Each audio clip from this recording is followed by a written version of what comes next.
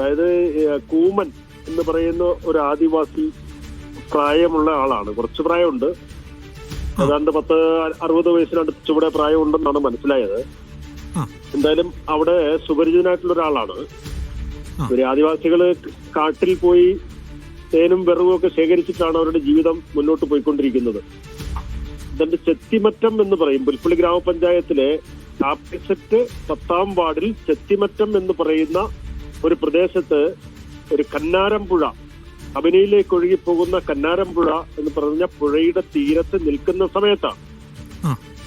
ഇക്കരയാണെന്ന് പറയുന്നു, ഞാൻ അവിടെ സ്ഥലത്തില്ല, എനിക്ക് കിട്ടിയ വിവരം അനുസരിച്ചാണ് പറയുന്നത്.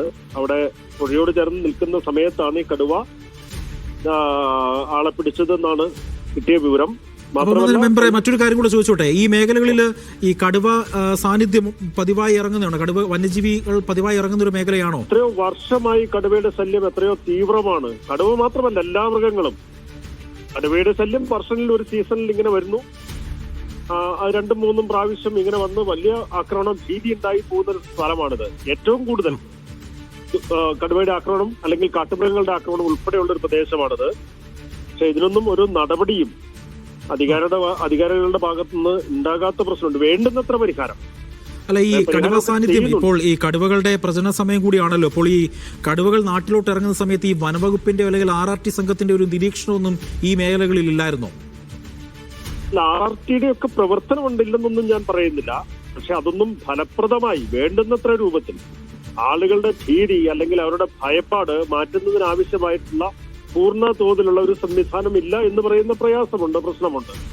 ഓഫീസർമാരുടെ എണ്ണം വർദ്ധിപ്പിക്കുക, അത് പകലും തുടരുന്ന സാഹചര്യം ഉണ്ടാകുക, അത്തരം പ്രവർത്തനങ്ങളൊന്നും കാലങ്ങളായി സംഘടിപ്പിക്കാത്ത പ്രശ്നമുണ്ട്. എന്നാൽ ഉദ്യോഗസ്ഥരുടെ ശ്രദ്ധയൊക്കെ ഉണ്ട്, അത് വേണ്ടുന്നത്ര അളവിലില്ല എന്ന് പറയുന്ന സാഹചര്യമാണുള്ളത്. ഈ കൂമൻ ഒറ്റയ്ക്കായിരുന്നോ ഈ മേഖലയിലോട്ട് വിറക് ശേഖരിക്കാനും പോയത്? കൂമന്റെ കൂടെ 2 സ്ത്രീകൾ ഉണ്ടായിരുന്നു. കാരണം ഇവര് 3-4 പേരൊക്കെ ഒരുമിച്ചാണ് വിറകൊക്കെ ശേഖരിക്കാൻ വേണ്ടി കാട്ടിലേക്ക് പുറപ്പെടുന്നത്. അങ്ങനെ പുറപ്പെടാൻ പോകുന്ന സന്ദർഭത്തിലാണ് ഈ ആക്രമണം ഉണ്ടായത്. 2 സ്ത്രീകൾ ഒച്ചപ്പാടുണ്ടാക്കി ഏകദേശം 1 കിലോമീറ്റർ ദൂരം അവിടെ നിന്ന് കടുവ ഇദ്ദേഹത്തെ വലിച്ചുകൊണ്ടുപോയി. പക്ഷെ പിന്തുടർന്ന് ആളുകൾ, അവിടെ താൽക്കാലിക വാസറായിട്ടുള്ള സുരേഷിന്റെ പോലുള്ള കുറെ ആളുകൾ, അവിടെ അനിൽമോൻ എന്ന് പറയുന്ന ചെറുപ്പക്കാരുൾപ്പെടെയുള്ള കുറച്ച് നാട്ടുകാർ അതിന്റെ പിറകെ പാഞ്ഞു ചെന്ന് ഒച്ചപ്പാടും ബഹളവും ഉണ്ടായപ്പം കടുവ ഒരു പാറയിടുക്കിലേക്ക് ഈ ബോഡി കയറ്റിവെക്കുന്നതാണ് കണ്ടത്. ഇവിടെ കണ്ടോടുകൂടി കടുവ ഓടി മറയുകയാണ് ഉണ്ടായത്. ഓക്കെ, ഇതിപ്പോ കളക്ടർ അടക്കമുള്ള സംഘം അങ്ങോട്ട് പുറപ്പെട്ടിട്ടുണ്ടോ? അതുമായി ബന്ധപ്പെട്ട് എന്തെങ്കിലും താങ്കൾക്ക് വിവരം ലഭിക്കുന്നുണ്ടോ? ഏത് കളക്ടറല്ല, ഇനിയിപ്പോ മന്ത്രി വന്നാലും മന്ത്രിമാർ വന്നു പോകുന്ന സ്ഥലമല്ലേ. കഴിഞ്ഞ പ്രാവശ്യമൊക്കെ മന്ത്രി ഉണ്ടായി. ലോകത്തെ ഏറ്റവും വലിയ കിടിട വിറപ്പിക്കുന്ന സമരം പുൽപ്പള്ളിയിൽ ഉണ്ടായതാണ്. അതിനുശേഷവും താങ്കളെ സൂചിപ്പിച്ചതുപോലെ RRT ശക്തമായി പ്രവർത്തിക്കാത്ത പ്രയാസമുണ്ട്. അത് ജാഗ്രതയോടുകൂടി കടുവയ്ക്ക് കൂടുവെക്കുന്ന സംവിധാനങ്ങളൊന്നും വേണ്ടുന്നത്ര ഫലപ്രദമാകുന്നില്ല.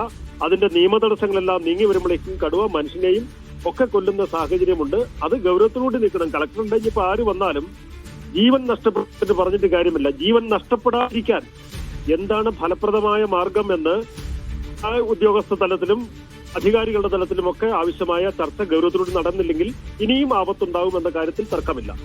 അല്ല, ഇപ്പോൾ ഈ വന്യമൃഗശല്യം രൂക്ഷമാണ്, നമുക്കറിയാം. അപ്പോൾ ഇതുമായി ബന്ധപ്പെട്ട എന്താണ് ഒരു പ്രതിവിധിയായി ഒരു വാർഡ് മെമ്പർ എന്ന നിലയിൽ നിങ്ങൾക്ക് വനവകുപ്പിനോട് പറയാനുള്ളത്? കാരണം ഒരു വിലപ്പെട്ട ജീവനാണ് ഇവിടെ നഷ്ടമായത്.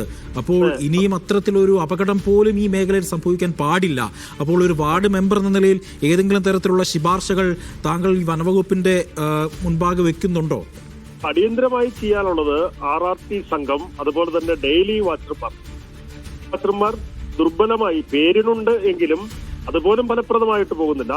ഡേ വാച്ചർമാരുടെ എണ്ണം വർദ്ധിപ്പിക്കണം. കാരണം ഉദ്യോഗസ്ഥന്മാരുണ്ട്, അവർ കൂടാതെ ഡെയിലി വേജിനുള്ള വാച്ചർമാരെ രാത്രിയും പകലും വിന്യസിക്കാൻ സാധിക്കണം.